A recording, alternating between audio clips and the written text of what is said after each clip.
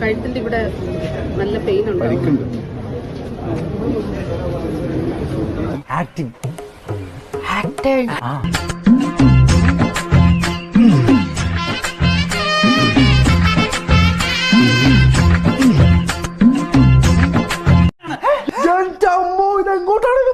എന്താണിത്? മന്ത്രി പറഞ്ഞത് എന്താണ്? ഇന്ന് റെയിൽവേ സ്റ്റേഷനിൽ വെച്ച് കൈക്ക് പരിക്കേറ്റു എന്ന് പറയുന്നു.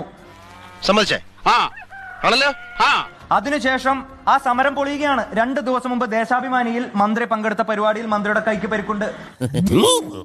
ഇന്ന് തന്നെ മട്ടന്നൂരിൽ വെച്ച് മുഖ്യമന്ത്രി ഉൾപ്പെടെ പങ്കെടുത്ത ഒരു പരിപാടിയിൽ മന്ത്രിയുടെ വളരെ വ്യക്തമായിട്ട് ആ പരിക്ക് അതിൽ കാണുന്നു. എന്താ ഉറക്കം വരുന്നു.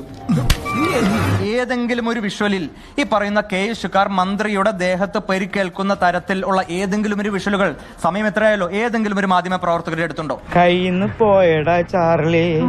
കഴുത്തിന്റെ ഇവിടെ